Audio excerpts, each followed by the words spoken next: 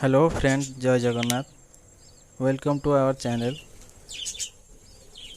आपण समस्त तो थंबनेल देखि सारी जानी सारी कौन आज टॉपिक, तथापि मु आउ थे कहीदे। आज टॉपिक हूँ बजीज को छुआ को लेकिन रिलेटिव। आमर बजीज छुआ हांडी भितर ही मरी जाती। कहीं मरती आम कौन कले से मरबे। Total video first to last जाके देखूँ, स्किप भी जमा करें। टोटाल इनफॉरमेशन आपन को मु देबी। आउ ए वीडियोटा देखि सारा पर आपनकर 80% चांस अच्छी आपनकर 80% छुआ बंची जाई परिवे। फास्ट कारण हूँ बेसी छुआ हवा 6टा ରୁ 7टा छुआ जति गोटे हांडी रे हुए से मध्य एज डिफरेन्स रही जाए। जति आज गोटे अंडा फुटेला ता 2-3 दिन पर आउ गोटे अंडा फुटेब, ता दिन छाड़ी आउ गोटे अंडा फुटेब। तो से मध्य एज डिफरेन्स रही जाए। तो कौन हुए, जो छुआटा फास्ट फुटेला से ताड़ू बड़ हो जाती, फास्ट सेकेंड जोटा फुटेला से ताड़ू बड़ हो जाती। तो ता द्वारा हुए छोट छुआ जो मैंने 5-6 दिन पर जो मैंने चिक्स हाचिंग होती से गोड़ तले जाबी जाती, जाबी हो जाकि से भी मरी जाती। सेटा भी गोटे कारण। सेटा को आम केमती सॉल्व करवा। आपन जदि कॉलोनी रे चिक्स बजीज रखी तो कौन करेंगे, देखिए सेम ग्रुप्र साइज्र चिक्स कौदे अच्छा। जदि सेम ग्रुप्र छोट छुआ जो ठेकी थे से उठे नहीं सही ठेकी छाड़देवे। छाड़देवा द्वारा सी ता माँ भी ताको फीडिंग करेब। तापर सेम साइज्र हवा द्वारा समस्ते सेम इक्वाली ही रे। तो सहीटा गोटे आपणकर सॉल्व हो गोटे कारण। सेकेंड कारणटा हूँ छोट छुआ हांडी भितर बहुत अपरिष्कार करते, जमीक झाड़ा करके पूरा कादुओ टाइप्र कर दिखती। से द्वारा कौन हुए पार्टी रे सब झाड़ा लगी जाए। झाड़ा लगी जावा द्वारा से जो सुखी जाए पार्टीटा पूरा बंद हो जाए।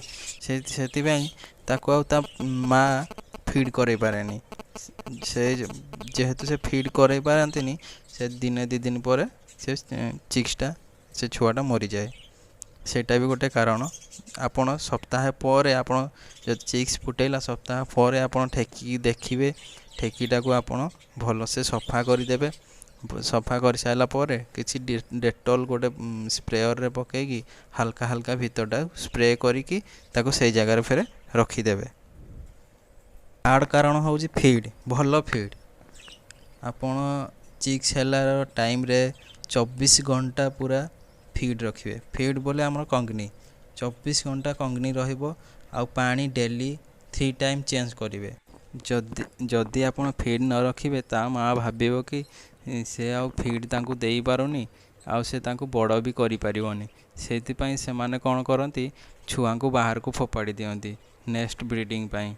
जदि आपन सफिशिएंट 24 घंटा फीड रखिए ताहले से जल्दी बड़ करिवे, आ छुआ माने भी जल्दी ग्रोथ करिवे, आउ से माने नेक्स्ट टाइम पाई रेडी भी हेबे।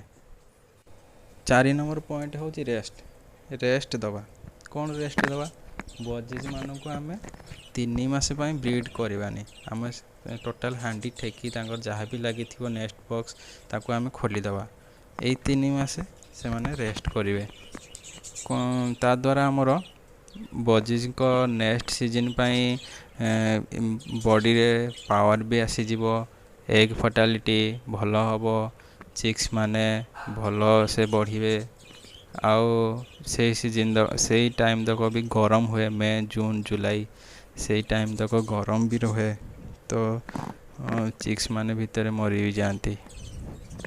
3 मास निश्चय आपण बजीज मान को रेस्ट देवे, ताहले जाइकी नेक्स्ट अगस्ट मासरे भल ब्रीड नेबे आ भल ब्रीड्र आशा भी रखिए। नेक्स्ट पॉइंट हूँ सॉफ्ट फूड। सॉफ्ट फूड रे कौन दबानी। सॉफ्ट फूड रे आपण पालंग शाग जातीय जिते जिनस अवॉइड करेंगे।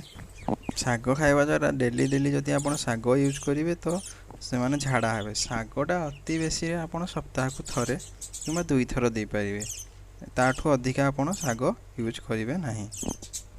यही गुरा हो गला आमर केतेटा पॉइंट। आपड़ ये सब पॉइंट प्रति ध्यान देले, आप ध्यान रखिले ताहले आपणकर बजीज छुआ ପ୍ରାୟ ନଷ୍ଟ ହେବେନି କି ମରିବେନି। ଆଉ ଥରେ ମୁଁ ଆପଣଙ୍କୁ ମନେ ପକାଇ ଦେଉଛି, ହାଣ୍ଡି ସଫା ରଖିବେ ଫାଷ୍ଟ। ସେକେଣ୍ଡରେ ଆପଣ ଛୁଆଙ୍କ ସଂଖ୍ୟା 4ରୁ 5 ଭିତରେ ରଖିବେ। ଯଦି ଅଧିକା ହେଲା ତା ଭିତରେ ଠେକିମାନଙ୍କ ମଧ୍ୟରେ ଆଡ଼ଜଷ୍ଟ କରିଦେବେ ସେମାନଙ୍କୁ। ଥାର୍ଡ଼ ପଏଣ୍ଟ ହେଉଛି ଆପଣ ଭଲ ଖାଇବା ଦେବେ। ସଦାବେଳେ ଚାହିଁବେ ଭଲ ଖାଇବା ଦେବା ପାଇଁ ଆପଣଙ୍କ ବଜିଜ୍ ମାନଙ୍କୁ। ଆଉ ଫୋର୍ଥ ପଏଣ୍ଟ ଆଉ ଗୋଟେ ମନେ ରଖନ୍ତୁ, ସବୁଠୁ ଇମ୍ପୋର୍ଟାଣ୍ଟ ପଏଣ୍ଟ, ଆପଣ ଯଦି 10 ପେୟାର ରଖିଛନ୍ତି ତାକୁ 20ଟା ହାଣ୍ଡି ଲଗାଇବେ।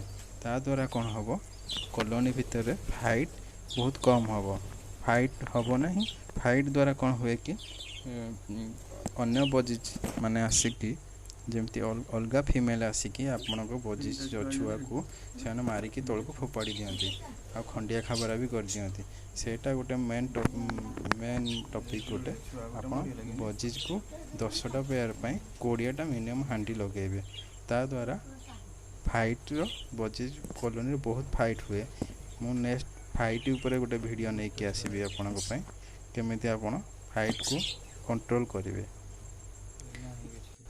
ସେହି ସବୁ ପଏଣ୍ଟ ଉପରେ ଆପଣ ଯଦି ଧ୍ୟାନ ଦେବେ, ଆପଣଙ୍କର 80% ଛୁଆ ସେଭ୍ ହେଇଯିବେ, ଆଉ ଆପଣଙ୍କର କଲୋନୀରେ ଛୁଆ ଭରିଯିବେ। Thank you for watching. ଯଦି ଆପଣଙ୍କୁ ମୋ ଭିଡ଼ିଓ ଭଲ ଲାଗୁଛି ତାହେଲେ ଲାଇକ୍ ସେୟାର କରନ୍ତୁ। ଆଉ ଯଦି ମୋତେ କିଛି ସଜେସନ୍ ଦେବା ପାଇଁ ଚାହୁଁଛନ୍ତି ତାହେଲେ ମୋତେ କମେଣ୍ଟ କରି କୁହନ୍ତୁ। ଆଉ ଯଦି ଆପଣ କେଉଁ ଟପିକ୍ ଉପରେ ଭିଡ଼ିଓ ଚାହୁଁଛନ୍ତି ସେଟା ବି ମୋତେ କମେଣ୍ଟ କରନ୍ତୁ। Thank you. ଜୟ ଜଗନ୍ନାଥ।